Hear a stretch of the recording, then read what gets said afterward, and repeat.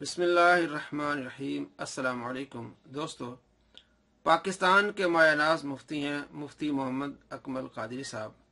उनसे सवाल किया गया कि पेंट को नीचे से फोल्ड करना कैसा है। आपने फरमाया कि नबी पाक सल्लल्लाहु ताला अलैहि वसल्लम ने टखने नंगे करने का हुक्म दिया है, और बुखारी शरीफ में हदीस है कि आप सल्लल्लाहु ताला अलैहि वसल्लम ने फरमाया, अल्लाह रोज़े क़यामत उस शख्स की तरफ नजर रहमत से नहीं देखेगा जो तकब्बर के तौर पर अपना इजार घसीटता है। बुखारी शरीफ हदीस नंबर 5788। इसी तरह नबी पाक सल्लल्लाहु ताला अलैहि वसल्लम ने कपड़ा समेटने से भी मना फरमाया है। बुखारी शरीफ में हदीस 809, 810, 812, 815 और 816। मुस्लिम शरीफ में हदीस है 490। हज़रत अब्दुल्लाह बिन अब्बास रदियल्लाहु तआला अन्हुमा बयान करते हैं कि नबी पाक सल्लल्लाहु ताला अलैहि वसल्लम को 7 आज़ा पर सजदा करने का हुक्म दिया गया, और ये भी कि आप बालों को मोड़े न कपड़ों को मोड़े। यानी आप सल्लल्लाहु ताला अलैहि वसल्लम को ये भी हुक्म दिया गया कि बाल भी नहीं मोड़ने और कपड़े भी नहीं मोड़ने। तो मुफ्ती साहब ने कहा कि बुखारी मुस्लिम में आ गया कि कपड़े नहीं समेटने, फोल्ड नहीं करने, चाहे ऊपर से हो चाहे नीचे से हो। तो इसीलिए ये मकरूह होगा कि बंदा कोई नीचे से कपड़ा फोल्ड करे। होना तो नहीं चाहिए ऐसा, लेकिन बअमरे मजबूरी अगर पेंट बड़ी है तो वैसे ही रहने दे, इसको मोड़े ना। जब ये वीडियो मोहम्मद अली मिर्जा ने देखी तो लाल पीला हो गया। जिस तरह वो जबान दराजी करता है मुहद्दिसीन के खिलाफ, इसी तरह उसने मुफ्ती अकमल साहब के खिलाफ भी बड़ी लंबी जबान इस्तेमाल की, जो कि गैर मुनासिब थी। मुफ्ती अकमल साहब के बारे में कहने लगा, देखें जी, ये कहता है कि अगर आप जुराबे पहन लें तो इससे भी टखने छुप जाते हैं। तो नबी पाक सल्लल्लाहु ताला अलैहि वसल्लम की हदीस है अबू दाऊद शरीफ में कि आप सल्लल्लाहु ताला अलैहि वसल्लम ने फरमाया कि जिसने टखने नंगे नहीं है, जिसके नीचे तक कपड़ा है, तो उसकी नमाज कबूल नहीं है। और ये साहब कहते हैं कि आप जो है वो नीचे से कपड़ा ना समेट लें, पेंट फोल्ड ना करें। दोस्तों, ये है मोहम्मद अली मिर्जा। मुफ्ती अकमल साहब ने वज़ाह से बयान किया कि नबी पाक सल्लल्लाहु ताला अलैहि वसल्लम का हुक्म इसलिए है कि लोग उस वक्त तकब्बुर से नीचे कपड़े घसीटते थे। मकसद टखने नंगे नहीं करने, मकसद है उसमें तकब्बुर नहीं आना चाहिए। तो अगर आप नीचे कपड़ा करते हैं और अगर आपके दिल में तकब्बुर नहीं है तो खिलाफ सुन्नत होगा, लेकिन इससे आपकी नमाज हो जाएगी। लेकिन जब आपने कपड़ा समेटना है तो आप सल्लल्लाहु ताला अलैहि वसल्लम ने कपड़ा समेटने से मना किया है। तो मना करने के लिए जब हम उसके उलट जाएंगे तो ये मकरूह होगा, और ये मकरूह तहरीमी होगा, जिसकी वजह से आपकी नमाज लौटानी पड़ेगी। लेकिन मौसूफ मोहम्मद अली मिर्जा का जो दावा है कि मैं बुखारी मुस्लिम से नमाज का तरीका सिखाता हूँ, बताता हूँ, जो बुखारी मुस्लिम से नमाज का तरीका नहीं बताते वो गध हैं, नऊज़ बिल्लाह मिन ज़ालिक। जब इसको इस तरह का जवाब मिला कि बुखारी मुस्लिम में ये है कि आपने कपड़े को समेटना नहीं, तो मौसूफ अब उसके उलट हो गया। यानी इसका दावा ये है कि बुखारी मुस्लिम से मैं हदीसें बयान करता हूँ। अब बुखारी मुस्लिम से जब मुफ्ती अकमल साहब ने ये बताया कि आपने नीचे से पेंट को फोल्ड नहीं करना, क्योंकि आप सल्लल्लाहु ताला अलैहि वसल्लम ने कपड़े को समेटने से, फोल्ड करने से मना किया है, तो मौसूफ अबू दाऊद शरीफ से हदीस लाते हैं 638, जिसको अलबानी ने ज़ईफ कहा है और जुबैर ज़ई ने इसको हसन कहा है। और ये मोहम्मद अली मिर्जा का तरीका कार रहा है कि जब अपने मतलब की हदीस आए तो ये 2 बाबे रखे हुए हैं, इन दोनों में से अगर किसी ने सही कहा या हसन कहा उसको ले लेना, और जिसने ज़ईफ कहा उसको छोड़ देना।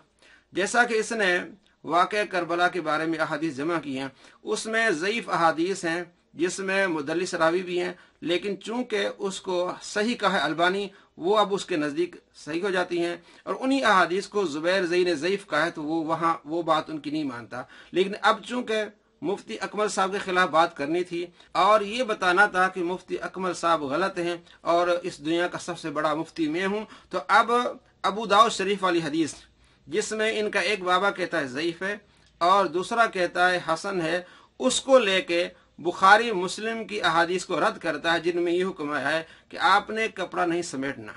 और जो अबू दाऊद शरीफ में हदीस है उसमें जो इख्तलाफ है कि इसमें अबू जाफर रावी है, अलबानी कहता है गैर मारूफ रावी है, और जुबैर ज़ई ने इसको हसन कहा है। अब मैं आपको बताता हूँ अबू दाऊद शरीफ की वो हदीस, और ये भी बताता हूँ कि अलबानी ने इसको ज़ईफ क्यों कहा है। ये सुनन अबी दाऊद है, अल हाफिज अबू ताहिर जुबैर अली ज़ई انہوں نے اس کی تخریج کی ہے اور حدیث نمبر ہے 638۔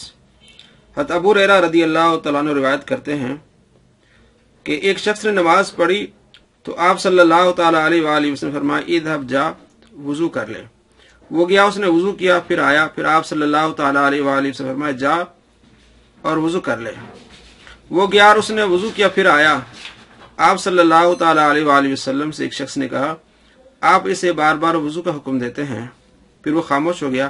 آپ صلی اللہ تعالیٰ علیہ وآلہ وسلم فرمایا انہ کان یصلی وہو مسبل ازارہ، وہ کپڑا نیچے لٹکا کے نماز پڑھ رہا تھا۔ وَإِنَّ اللَّهَ جَلَّ ذِكْرُهُ لَا يَقْبَلُ صَلَاةَ رَجُلٍ مُسْبِلٍ إِزَارَهُ، کہ اللہ تبارک و تعالی اس شخص کی نماز قبول نہیں فرماتا جس نے نیچے کپڑا لٹکایا ہو۔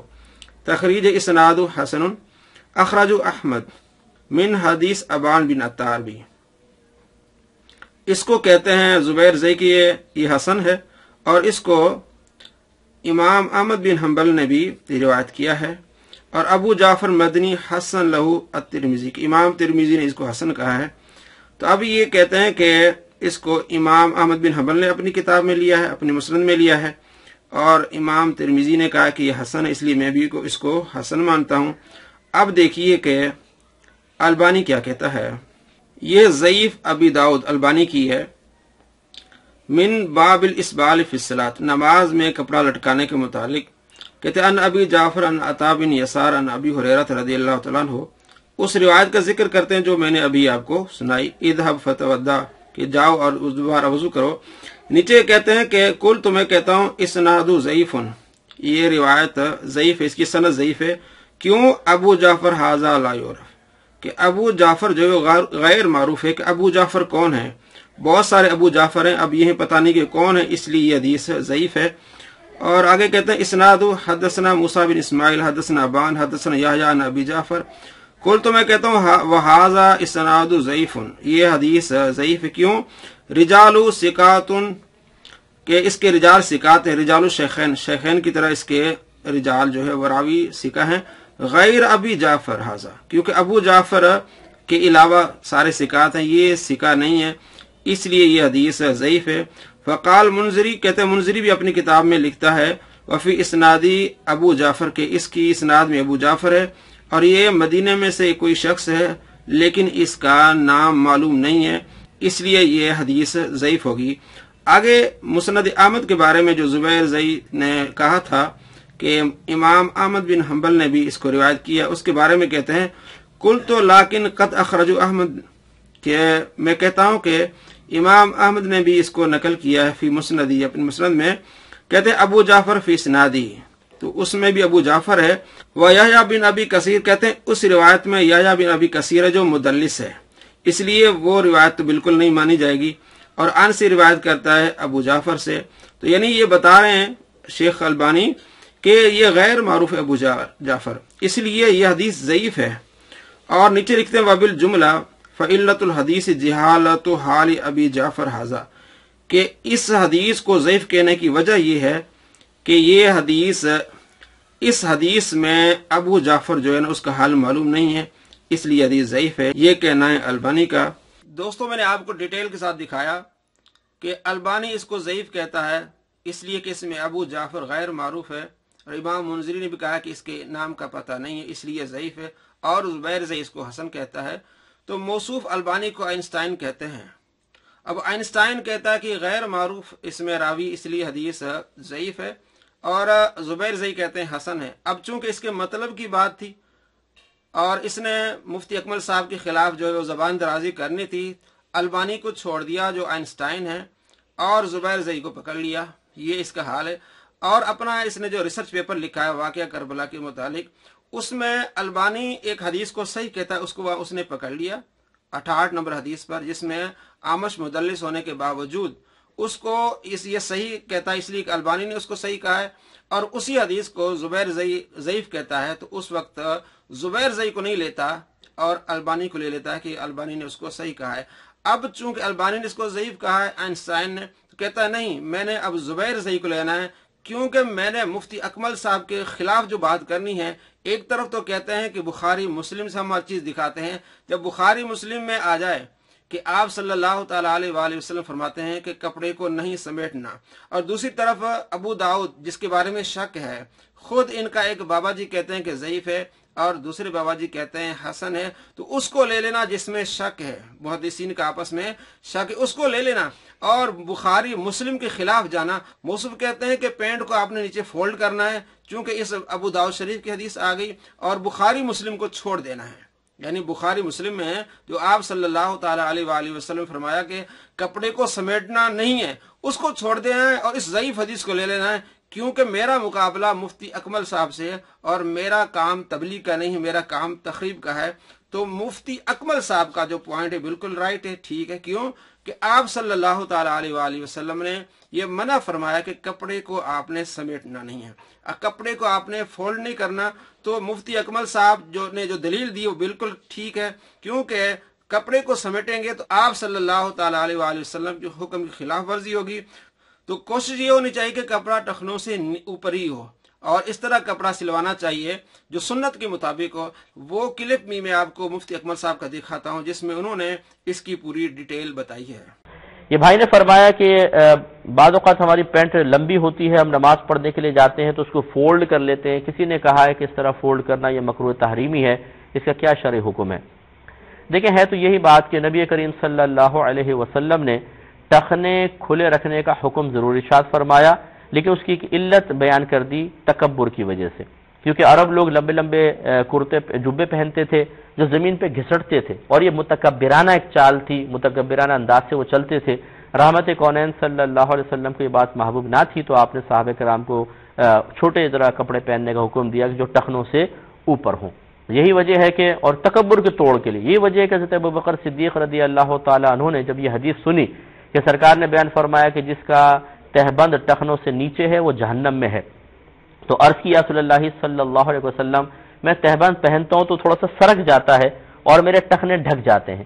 سرکار نے شاید فرمایا کہ اے ابوبکر آپ ان میں سے نہیں ہیں، یعنی آپ کے ڈھک جاتے ہیں عذر ہے، آپ متکبرین میں سے نہیں ہیں، اصل مسئلہ پھر تکبر ہوا۔ یہی وجہ ہے کہ اگر آپ نماز پڑھ رہے ہیں، اور میں آپ سے پوچھتا ہوں کہ اگر آپ جرابیں پہن کے ساکس پہن کے نماز پڑھ رہے ہیں تو آپ کی نماز سنت کے مطابق ہو رہی ہے خلاف سنت؟ ٹخنے تو کھلے نہیں ہیں، تو اس کا مطلب یہ ہوا کہ ٹخنے کھولنا کوئی ضروری نہیں ہے، یہ بالکل سنت کے مطابق آپ کی نماز ہوگی۔ اصل ہے تکبر کا توڑ، یہ آپ سمجھ گئے بات۔ تو اب چاہے نماز ہو چاہے نماز کے خارج ہو، ٹخنے سے اوپر کپڑا رکھنا یہ سنت کریمہ ہے، لیکن اگر آپ ڈھک لیں اور دل میں تکبر نہ ہو تو زیادہ سے زیادہ خلاف سنت ہے، کوئی آپ گناہگار نہیں ہوں گے۔ یہ ایک تفصیل ہے۔ دوسرا یہ کہ مسلم کی دو روایتیں سرکار نے ارشاد فرمایا، صحابہ کہتے ہیں کہ سرکار صلی اللہ علیہ وسلم نے الٹا کپڑا پہن کے نماز پڑھنے سے منع کیا۔ ایک روایت میں ہے کہ سرکار نے کپڑے کو گھرسنے سے، جسے اڑس لیتے ہیں، اس سے منع فرمایا۔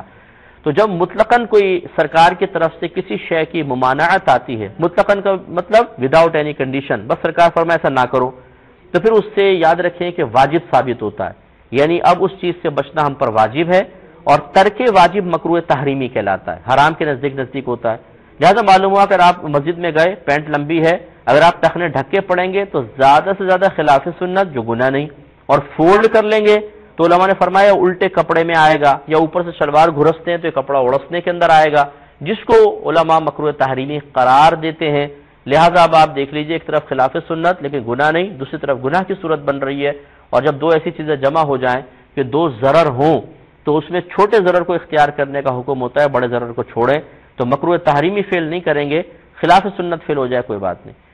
اس صورتحال میں یہ نہیں کہ خلاف سنت فعل کرتے رہیں، اور بہتر یہ ہوتا ہے کہ آپ نماز کے لیے علیحدہ کپڑا رکھیں جو کہ ٹخنوں سے اوپر آپ نے سلوایا ہو، لیکن یقینی سی بات ہے آفیسز وغیرہ میں ہوتے ہیں، مارکیٹ میں ہوتے ہیں، تو وہاں پر ایسا نہیں ہوتا کہ آدمی ہر ایک ایسا لباس پہن سکے، کچھ آفس کی ریکوائرمنٹس بھی ہوتی ہیں، تو ایسی صورت میں بلا کراہت آپ مسجد میں آ کر ٹخنے چاہے ڈھکے ہوں آپ ایسی نماز کو ادا کریں، فولڈ نہ کریں، یہی بیسٹ ہے، جسے تفصیل ہم نے آپ کی خدمت میں عرض کر دی ہے۔